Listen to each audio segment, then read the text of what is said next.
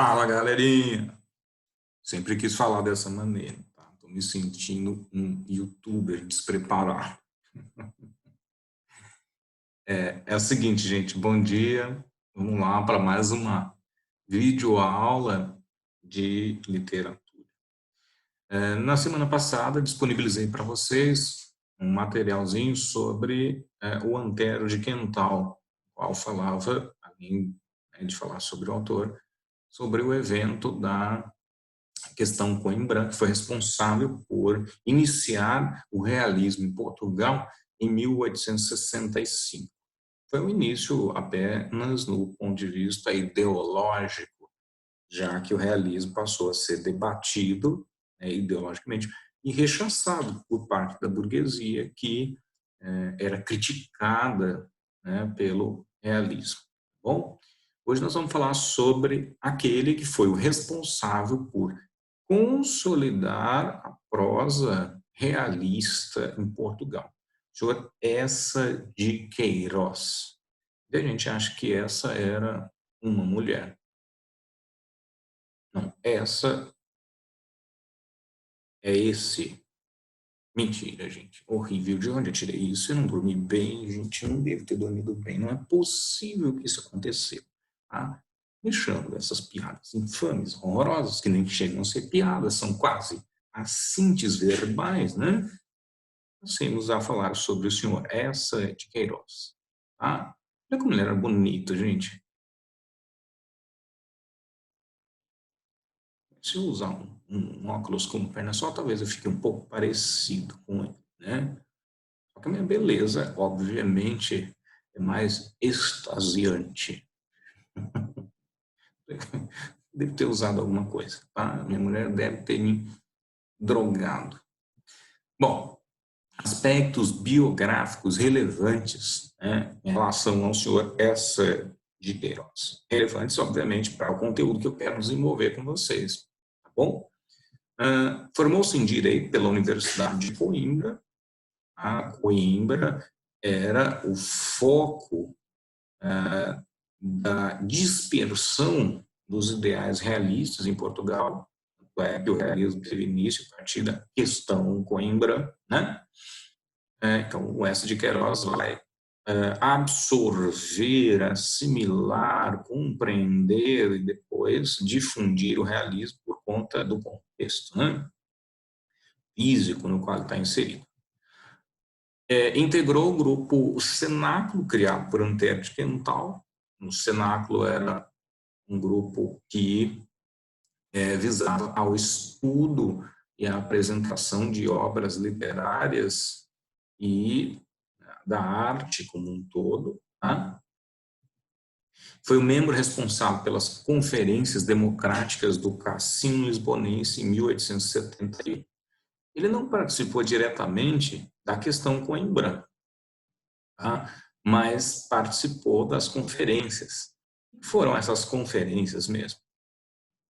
Como o realismo não engrenava após 1865, com a questão Coimbra, mesmo tendo sido publicadas algumas obras, como Odes Modernas, do Antero de Quental, em 1871, né, os escritores, os artistas engajados no realismo resolveram fazer 10 conferências no Cassino em Lisboa. Eles locaram o cassino, se organizaram e começaram as conferências. Mas na quinta conferência, a polícia acabou lacrando o cassino sob a alegação de que as tais conferências atacavam a moral burguesa, atacavam a Igreja Católica, tá bem? O que não era de todo sem razão. Tá? O fato é que eles sofreram um duro golpe aqui com a proibição da continuidade dessas conferências. E o realismo continuou a não engrenar a partir daí, né? Algumas publicações tímidas, eu diria, no segmento da poesia, né? Mas a prosa realista ainda era um fiasco. Tá? Até que o nosso amigo Eça de Queiroz, em 1875, publica O Crime do Padre Amaro, consolidando a prosa realista naturalista em Portugal a partir de tal publicação. Tá? No entanto, gente, poxa vida, o que vai acontecer? A treta colossal. Esse é um grifo meu. Eu queria ter lido todos os materiais relacionados a, mas eu não sou especialista, né, em nenhum dos autores. Eu li algumas coisas só, de fato. Tá? E aí o que eu vou repassar para você. Eu quero saber. Pô, vai ler, né? Como diria o professor Eduardo Bueno. Aqui é só uma síntese do negócio, tá? O que aconteceu? O Eça de Queiroz, em Portugal, já era um autor difundido, tá? Ele tinha publicações como O Crime do Padre Amaro, depois publicações como O Primo Basílio, de 1877, né? E o Machado de Assis, na época, pessoal, ainda não era o Machado de Assis como nós o conhecemos hoje. E eu digo isso em relação à projeção da sua obra, porque Machado de Assis sempre foi o Machado de Assis. Aqui talvez ele não tivesse ainda sido lapidado de forma empírica para a construção que se vai seguir a essa treta. Tá? Construção essa que terá início em 1881, com a publicação do Memórias Póstumas de Brás Cubas. O Machado de Assis, que teve suas publicações, né, ele começou a escrever muito jovem, né, a primeira publicação, segundo minhas pesquisas, foi quando ele tinha 16 anos, publicação essa proporcionada pelo Manuel Antônio de Almeida, que é, então, diretor da Tipografia Nacional, teria servido como inspiração, né, e também foi assim, próximo, né, do Machado de Assis. Ele publicou aos 16 anos um poema chamado Ela, né, e ele, né, começa a se posicionar em relação aos escritores que lia. Dentre os escritores, o senhor Eça de Queiroz. Bom, o Machado fez várias considerações ao Eça de Queiroz, criticando suas personagens, que elas não teriam profundidade psicológica suficientes, né? Notem que aqui o S. de Queiroz talvez não tivesse preocupado com isso, né? Ele é um escritor realista naturalista, e no naturalismo o foco são as ações e não a densidade psicológica das personagens, como é no caso da obra do Machado de Assis. Essa complexidade psicológica é foco do escritor brasileiro, né? Bom, mas temos aqui a briga. O Machado de Assis fez várias críticas à obra do Eça de Queiroz, e o Eça de Queiroz não gostou de nada, né? Obviamente. Ele não absorveu bem a crítica e aí mandou. Né? Por que era essa crítica, gente? O que mais o incomodou era o fato de o Machado ter dito que a obra O Crime do Padre Amaro era uma cópia deslavada desta outra obra aqui do senhor M. Zola. Tá? La faute de l'abbé Mouret, ou seja, a falta ou crime do abade Mouret. Bom, diante disso, olha só como, diante da crítica, né, do Machado à obra em específico, né, olha só o que o Eça escreveu. Devo dizer que os críticos inteligentes, que acusaram o crime do Padre Amaro de ser apenas uma imitação da Faute de l'abbé Mouret, não tinham, infelizmente, lido o romance maravilhoso do Sr. Zola, que foi, talvez, a origem de toda a sua glória. A semelhança casual dos dois títulos induziu-os em erro. Com o conhecimento dos dois livros, só uma obtusidade córnea ou má fé cínica poderiam assemelhar esta bela alegoria idílica a que está misturado o patético drama de uma alma mística, o crime do Padre Amaro. simples intriga de clérigos e de beatas, tramada e murmurada à sombra de uma velha sede província portuguesa. Nossa, chamou Machado de Assis de obtusidade córnea, né? Ou seja, você não vê direito, infeliz, ou só agiu de má fé mesmo, né? Caramba! Bom, o Machado não deixou por menos, né? E mais, acabou, né, colocando em prática a produção, né, do Memórias Póstumas de Brás Cubas. Muitos dizem, né, ter sido inspirado no Memórias de um Sargento de Milícias, uma ideia em que também acredito e defendo isso, né? Então, a gente pode até pensar que essa liga aqui acabou servindo para refinar ainda mais a produção machadiana, tá? Bom, mas vamos ao que interessa.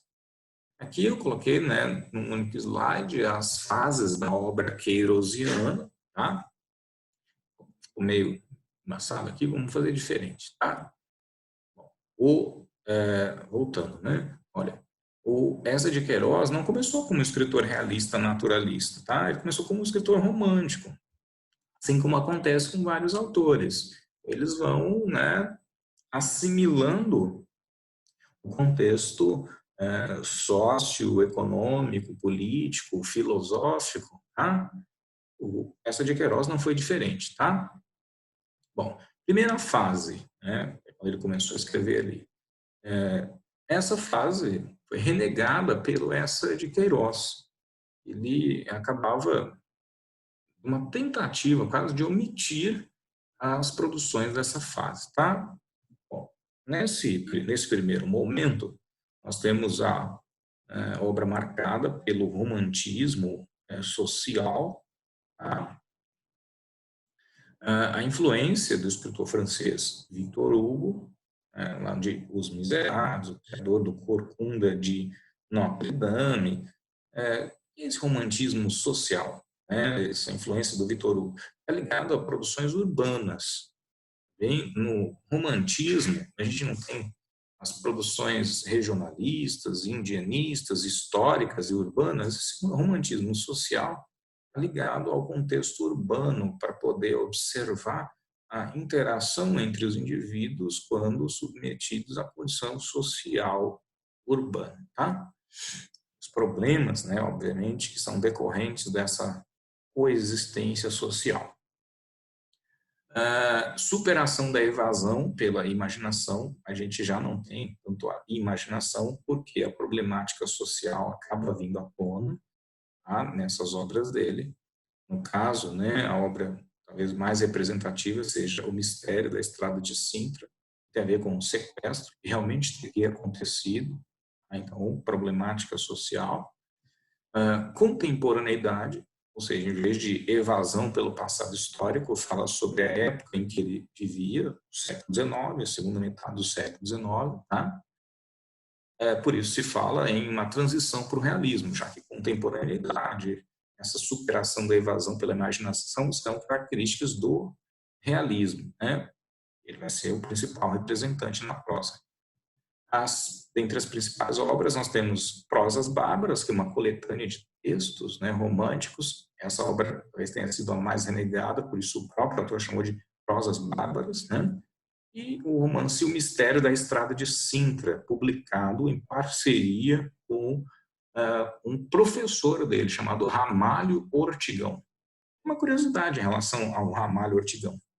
O Ramalho Ortigão se envolveu numa treta com o Antero de Quental. O mesmo Antero da aula passada. Tá?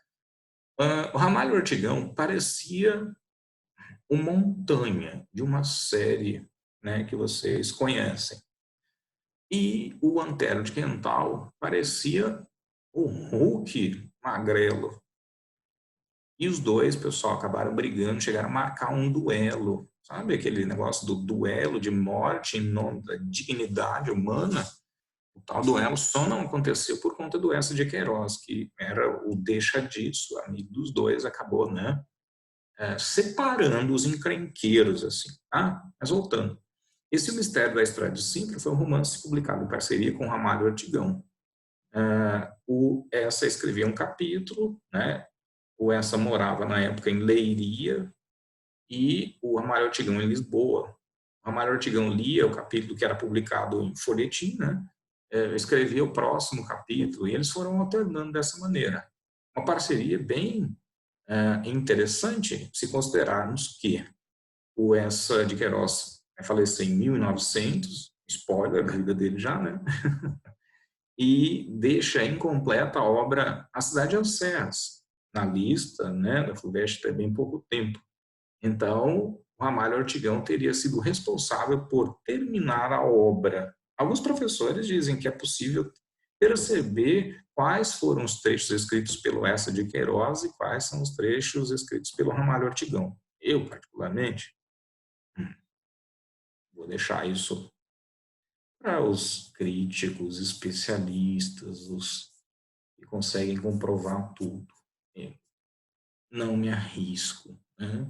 Lá, foi você essa que escreveu. Foi você, Ramalho Ortigão. Não consigo, tá? Declaro a minha total inaptidão e incompetência para fazer essa divisão, embora tenha lido 2 vezes a obra. Bom, isso não interessa, né? Ninguém te perguntou nada, sou abelhudo, né? Fica aí falando coisas que não são relevantes. Prossigamos. Fase realista naturalista, a segunda fase da produção queirosiana. Tá? Quais são as características? Crítica à Igreja Católica, né? Isso por conta do desenvolvimento do darwinismo, do positivismo, que condenava o misticismo, tá?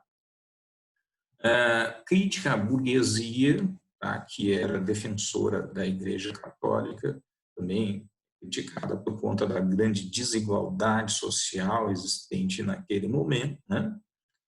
Crítica ao provincianismo, ou seja, o fato de as pessoas viverem arraigadas aos dogmas da Igreja Católica, como se vivia na Idade Média. Apresenta uma visão determinista do homem, lembra do Taine? Meio, raça, momento, tá? Meio, a raça e momento determinando o comportamento do homem, o homem agindo irracionalmente, instintivamente, um mero títere das condições mesológicas, biológicas e históricas. É isso que ele vai trabalhar aqui, tá? E aí uma citaçãozinha dele. O realismo é uma reação contra o romantismo. O romantismo era a apoteose do sentimento. Isso aqui é bem legal. O romantismo era a apoteose do sentimento. O realismo é a anatomia do caráter. Tá? Enquanto no romantismo enfatizava-se, destacava-se, né, o sentimento, no realismo analisa-se o caráter do indivíduo, seja por meio da explicitação da sua complexidade psicológica, seja por meio das suas ações. É a crítica do homem, é a arte que nos pinta nossos próprios olhos para condenar o que houve de mal na nossa sociedade. A gente já percebe que ele vai tratar das mazelas sociais, enquanto o romantismo falava sobre os aspectos relacionados à fantasia, à perfeição nas relações sociais, jogando para debaixo do tapete todos os problemas que tornariam a coexistência social, né, pelos humanos, algo extremamente degradante. O realismo faz justamente o contrário. Tira e joga fora o tapete e espana para todos os lados a sujeira que estava escondida ali embaixo. Tá? Aqui nessa fase nós temos como principais obras, né, o Crime do Padre Amaro, que vai dar início à sua obra realista, vai consagrar a prosa realista em Portugal. O Primo Basílio, publicado posteriormente, Os Maias, considerado, né, por muito a sua principal obra, e A Relíquia. Na lista do vestibular, vocês vão ter de ler isso aqui para mim, tá? Belezinha? Isso na segunda fase. Na terceira fase, ele atirou para todo lado na segunda, uma metralhadora giratória. A terceira fase, né, pessoal, supera a segunda da seguinte maneira: ela é considerada a fase da maturidade, a fase de reconciliação, e percebe que não conseguiria, tecendo aquela crítica extremamente agressiva, atingir os seus propósitos. Então, ele começa uma produção bem mais engajada, no sentido de solucionar, de superar a problemática social. Tá? Então, há uma supressão da crítica cáustica, tá? Não tem um posicionamento tão virulento, tão corrosivo como tinha na segunda fase. Tá? Ele é muito mais irônico aqui, muito mais sutil nessa terceira fase. Adota um tom filosófico, né? Um tom reflexivo, né? De conciliação, crença em valores humanos e espirituais aqui, né? E estabelece o contraste entre Portugal glorioso, o Portugal do passado, e um Portugal decadente, o Portugal do momento presente, né? Se eu observar isso com maior nitidez na obra A Ilustre Casa de Ramírez, tá? Casa é referente à família Ramírez, a dinastia Ramírez. No passado, como era a dinastia Ramírez, protegida, né, pelos monarcas, com um comportamento extremamente nobre, e como é, né, a casa Ramírez no momento presente, né, um momento de total decadência, declínio sociomoral mesmo. Representantes dessa terceira fase, nós temos a ilustre Casa de Ramírez, sobre a qual eu acabei de falar, né? As cenas bem pesadas, as mortes estranhas embaixo da ponte, com umas sanguessugas, um negócio bem intenso aqui. Tá? E, né, a emblemática, a obra, né, A Cidade e as Serras, dessa terceira fase, já que é a última obra, né, publicada por ele. Na verdade, foi publicada póstumamente, um ano depois da morte do Eça de Queiroz. Tá? O romance A Cidade e as Serras é o desenvolvimento, o aprofundamento de um conto publicado anteriormente, que é o conto Civilização, né? No qual ele vai se preocupar com entender, daí o tom filosofante, por que Portugal passava por uma crise econômica terrível, né, no final do século XIX. Tem a ver com evasão de divisas, tem a ver com o fato de a aristocracia portuguesa ganhar dinheiro em Portugal, mas investir na Inglaterra, investir na França, gastar o dinheiro fora. Muito parecido com o que acontece no Brasil. As pessoas ganham dinheiro aqui e vão gastar, né, nos Estados Unidos, vão gastar na Inglaterra, vão gastar na França ainda hoje, em vez de investirem no Brasil. Aliás, as pessoas no Brasil acreditam bem pouco, né, no seu país, um cenário de viralatismo social. Também com essa política, professor, que a gente presencia aqui, não é de hoje que isso acontece, tá? Desde a década de 1950, há um certo envergonhar-se de ser brasileiro, embora muitas musiquinhas por aí, né, tentem difundir o contrário. Né? Dê uma olhada no Nelson Rodrigues, o que ele vai escrever depois da morte. Onde eu tirei morte, caramba? Será que estou tão sanguinário hoje? Bom, depois da Copa de 1950, em que o Brasil perde para o Uruguai. Né? Bom, eu sou brasileiro com muito orgulho, com muito amor. Será que as pessoas realmente sentem isso quando estão cantando? Parece pão e circo, né, naquele momento. Mais circo do que pão. Pão e cerveja, talvez. Bom, continuando, gente. Vou falar um pouquinho, né, sobre, né, o Crime do Padre Amaro, que foi a obra que consolidou, como disse, o realismo em Portugal. Tá? O que é importante destacarmos aqui no Crime do Padre Amaro? Como é uma videoaula, tem que fazer isso aqui de forma bem condensada. Tá? Então, vamos lá. O gênero do Crime do Padre... Nossa, ele deu um soco na cara aqui, né? Oh, que horrível, né? Bom, É um romance realista, naturalista, o primeiro, né, escrito pelo Eça de Queiroz, o primeiro de renome na literatura portuguesa. Tá? E aqui, né, gente, o que é que a gente tem que destacar, né, no romance realista, naturalista?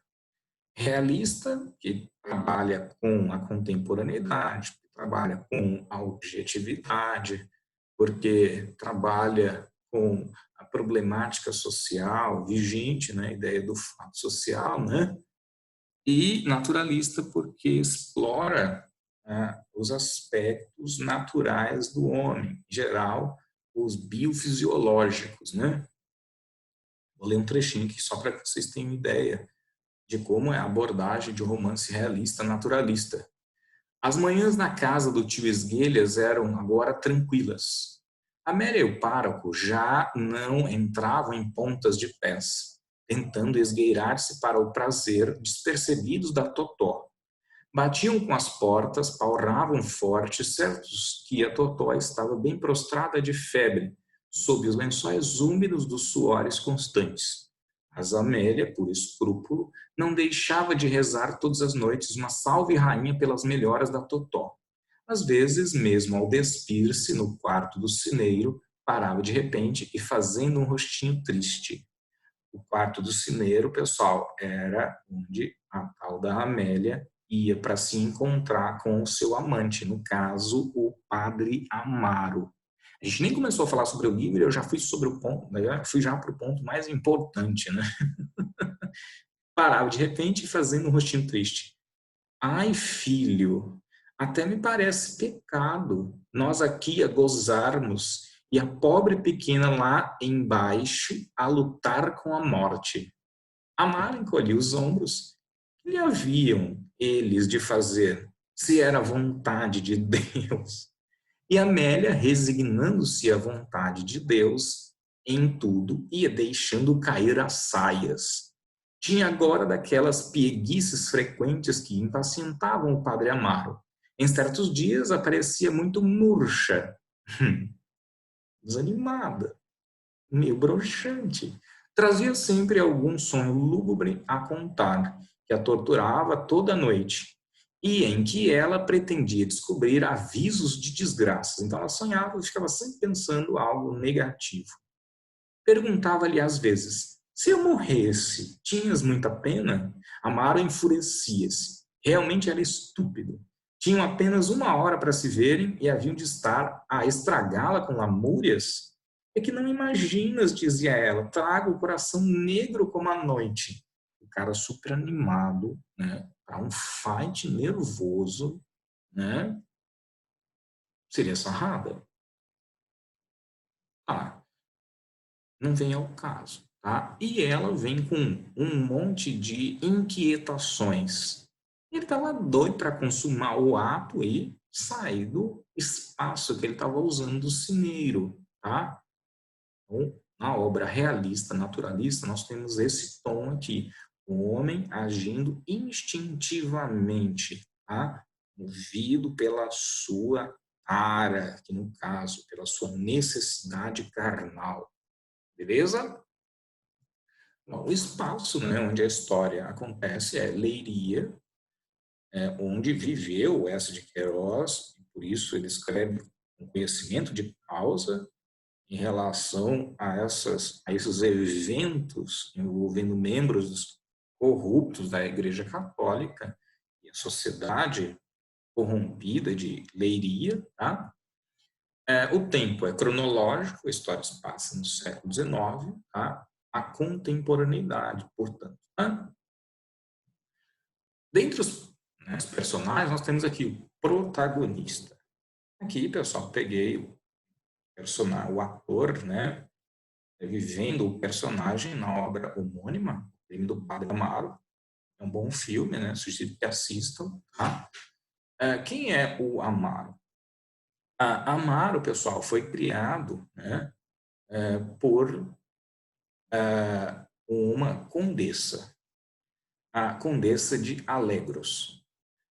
O pai e a mãe dele faleceram, eles serviam essa condessa de Alegros, tá? E, como eles faleceram, a condessa achou por bem e correto cuidar do Amaro, encarregar-se da sua formação. Tá? Então, o Amaro teve uma boa instrução, uma boa formação. Mas ela decidiu-se que ele, aos 15 anos, iria entrar para o seminário. A vida eclesiástica era uma forma superior de existência social. Então, a sua benfeitora, né, realmente queria o bem dele, no caso, tá? Só que o Amaro, gente, desde pequeno, gostava de estar deitado sobre as saias das amas, ele gostava de estar entre as mulheres. O moleque tinha uma propensão natural a copulador, o cara era terrível, tá? Mas ele acaba se submetendo ao seminário proposto, né, pela sua benfeitora. Ele era pobre e teria que trabalhar. A gente já percebe, né, uma certa fraqueza de caráter por parte do Amaro. Ele vai para o seminário, onde se ordena e é designado como pároco de um vilarejo onde viviam, né, pescadores. Ele não gosta, a sua benfeitora havia falecido, e ele acaba recorrendo, né, a uma das filhas da sua benfeitora, que consegue transferi-lo desse vilarejo de pescadores para Leiria, que é o lugar onde vai se passar a história. Tá? Bom, lá em Leiria, o que vai acontecer? Né? Em Leiria, pessoal, o Amaro vai encontrar-se com Amélia. Tá? Quando chega a Leiria, né, bom, vamos falar um pouco sobre a Amélia. Amélia, né, o Amaro tinha, quando foi para a Leiria, 25 anos, a Amélia tinha 23, se não me engano, tá? Acho que não, e ela era extremamente religiosa, morava numa pensão com a mãe, São Joaneira, tá? E tinha um noivo, tá? Religiosa, tinha um noivo, era uma mulher extremamente atraente, segundo o narrador. Tá? Narrador este que é em terceira pessoa, por conta da necessidade do distanciamento em relação àquilo que é narrado, em nome da objetividade. Tá? E ele vai passar a conviver, então, nessa pensão com a Amélia. Professor, mas ele não deveria ficar numa sacristia, alguma coisa assim? Aí está aí o primeiro problema, né? Os padres, né, queriam roupa lavada, comida, já não abriam uma comida feita na hora e tal, já não abriam mão de certas regalias. Já é uma crítica à igreja, tá? Quando chega a Leiria, o Amaro vai se encontrar com o Cônego Dias. O Cônego Dias tinha sido professor do Amaro no seminário, professor de moral, olha a ironia, tá? E aqui o Cônego Dias era uma espécie de orientador do Amaro. Tá? Então, o Cônego Dias é quem vai dizer que o Amaro não ficaria, né, na habitação destinada a ele pela igreja, e que seria, né, colocado pelo próprio Dias numa pensão, a pensão da São Joaneira, que é a mãe da Amélia. Tá? Bom, aqui, né, São Joaneira, não achei uma imagem, né, relacionada ao filme, né, sobre, e então peguei, né, a nossa querida atriz brasileira para representar a São Joaneira, né. A São Joaneira era viúva, cuidava da pensão, tá, onde morava junto com a filha. Sua pensão era frequentada especialmente por padres, por religiosos, tá? O João Eduardo. O João Eduardo é o noivo da Amélia, tá, pessoal?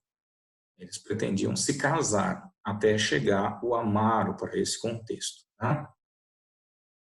Bom, aí eu vou pedir contando a história. Toda a passagem anterior à chegada do Amaro à Leiria, ela é contada muito rapidamente, tá? Aí quando chega a Leiria, que é o foco, né, vai descrever-se a convivência, né, entre o Amaro e a Amélia na pensão. Aí a gente já vai pensar em determinismo, né, baseado no meio e associado ao é a questão da raça, da necessidade biofisiológica. O Amaro, jovem, bonito, religioso. A Amélia, jovem, bonita e religiosa. Ela acaba vendo no Amaro uma forma de unir o útil ao agradável. O homem, tá? E o religioso que vinha nele. Todo o almoço e todo o jantar eram compartilhados. E ela ficava olhando para o Amaro. As necessidades biofisiológicas dos dois são potencializadas em função disso, tá? Era muito pesado. Por quê? O Amaro tentava se controlar, né?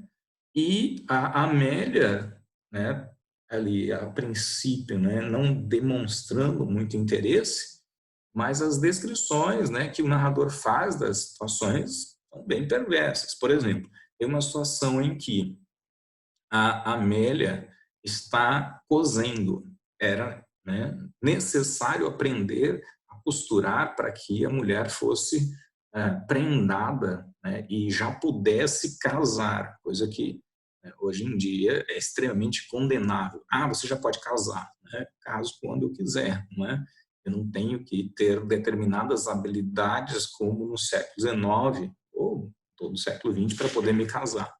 Ela estava lá costurando, aí ele vinha, ficava observando, né? E imagine que a agulha atravessando, penetrando o tecido o excitava, sobretudo quando ela, para poder corrigir, né, o tecido, passava o dedo sobre o pesponto.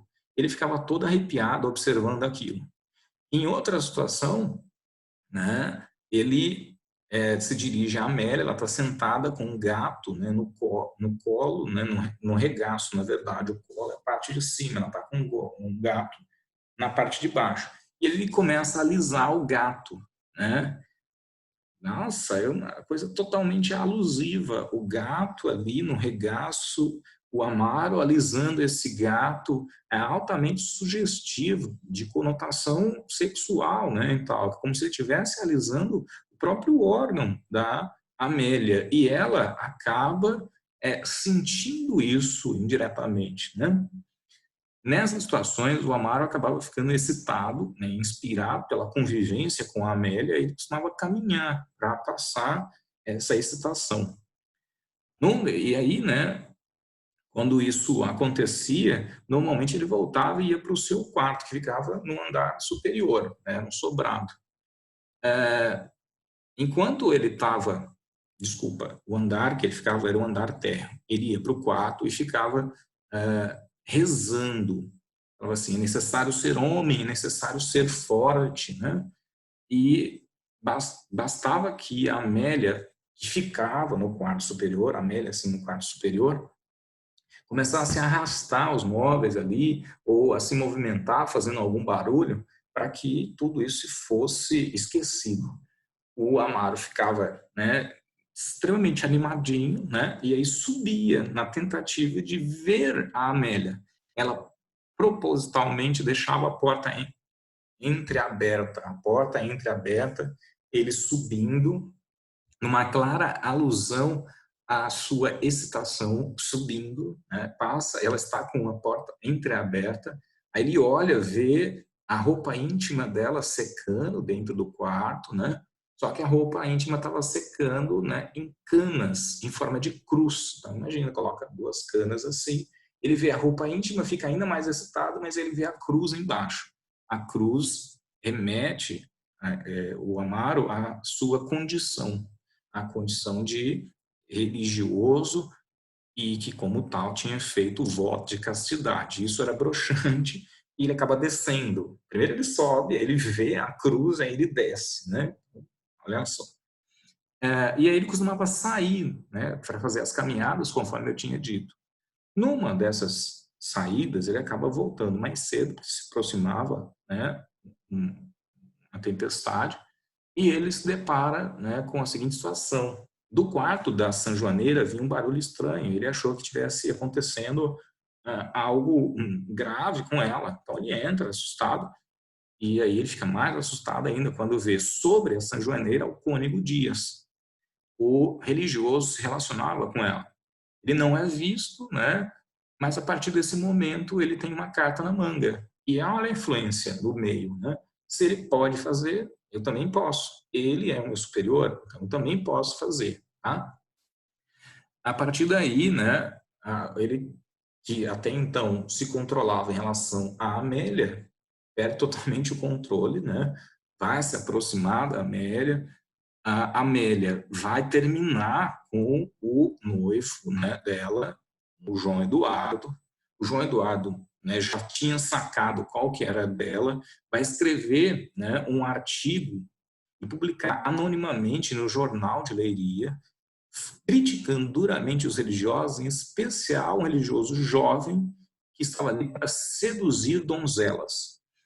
A igreja era tão poderosa que consegue, apesar do anonimato, descobrir que era o João Eduardo, né? E ele acaba sendo obrigado a mudar-se por pressão dos clérigos de Leiria, afastando-se dessa forma. Tá?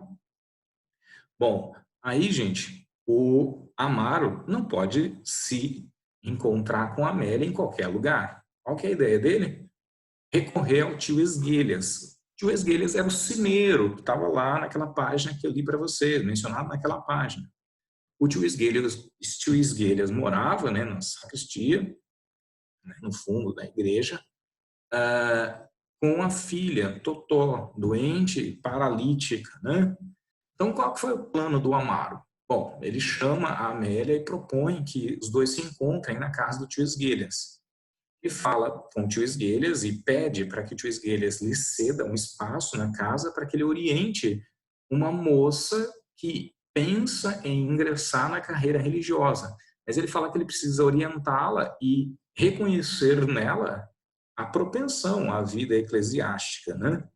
O tio Esguelhas acaba cedendo, né? Mas, na verdade, o propósito do Amaro não era orientar nada, era desencaminhar mesmo a moça. A moça é a Amélia, né? Como a gente já sabe. E a Amélia, com a desculpa para a mãe, né, de que ia até a casa do tio Esguelhas, dar aulas de catecismo para Totó, que é a filha dele, paralítica, né? Na primeira oportunidade, ela até deu uma aulinha para a moça, né? E aí subiu, se encontrou com o Amaro e tal, mas nas outras vezes, né, o Amaro ficava afoito, começava a barulhar lá em cima, né, fazer barulho e tal, para que a Amélia subisse logo. Que legal, né? Bom, os encontros corriam bem até que a Amélia começa a ficar estranha. E por que desse estranhamento? Ela estava grávida, né? O Amaro até pensa em deixar a Batina para assumir, mas aí vem uma ideia. Se eu deixar a Batina, tenho de trabalhar. E acho que eu não estou muito afim disso, né? Olha a outra crítica, a ironia terrível, né? Bom, vai passando o tempo e ela está, a Amélia, cada vez mais estranha, ao ponto de a mãe, né? O que está acontecendo com a minha filha? Ela coloca o amante, né? O Cônego Dias, na perseguição e ele acaba flagrando a Amélia e o Amaro. Dá uma broncona, né, tal, e o Amaro fala, mas só que você que pode, engraçadão, perfeitão. Então, o Cônego Dias vai propor, né, quando ele fica sabendo da gravidez e tudo mais, ele vai propor que o Amaro leve a Amélia para uma propriedade que ele, né, Cônego Dias, tinha na Ricossa, tá? E o Cônego Dias vai fazer uma viagem, né, de 9 meses, naturalmente, com a Sanjoaneira. Que legal, né? Uma viagem de núpcias, que bacana.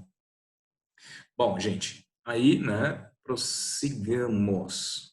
A Totó, né, eu coloquei aqui, não quis usar uma imagem de alguém paralítico aqui, fiquei com medo de dar algum problema, tá? Aí, gente, o que acontece? O Amaro leva a Amélia para a fazenda, né? O Cônego Dias sai em viagem.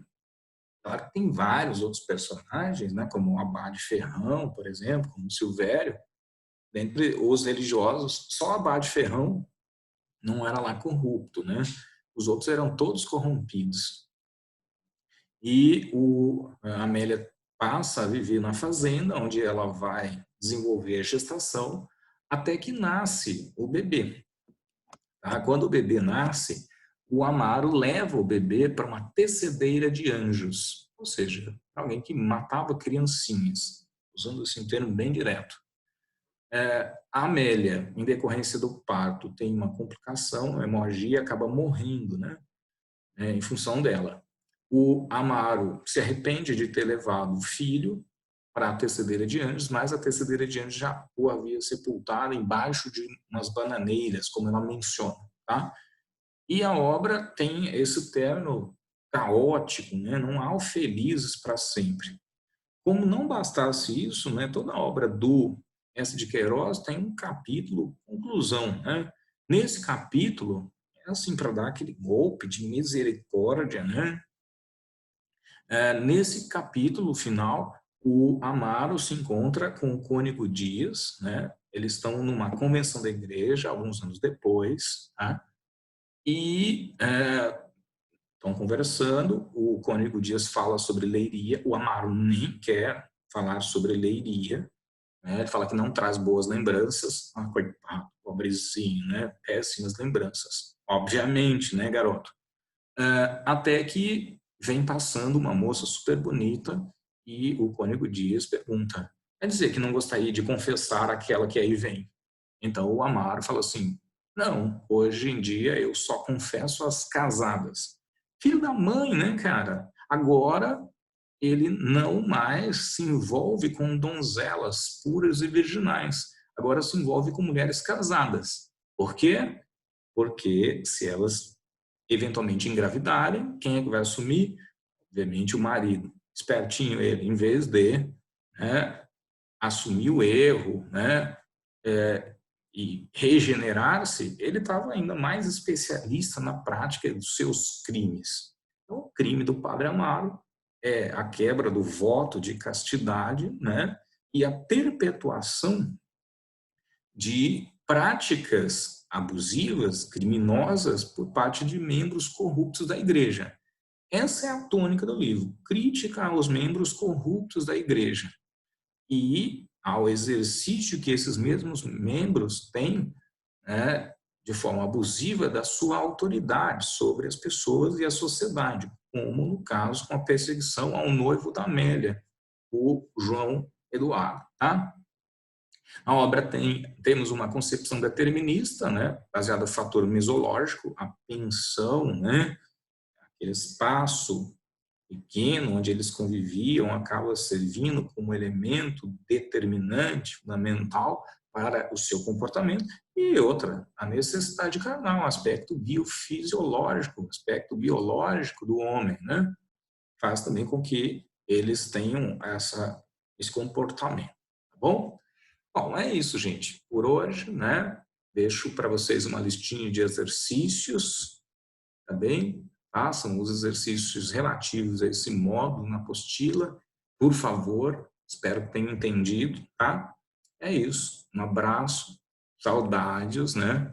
Gostaria de ter a oportunidade de me referir a umas certas criaturas desta sala, como o gordo, né? E o Inda, gente, imagina o Inda ali, né?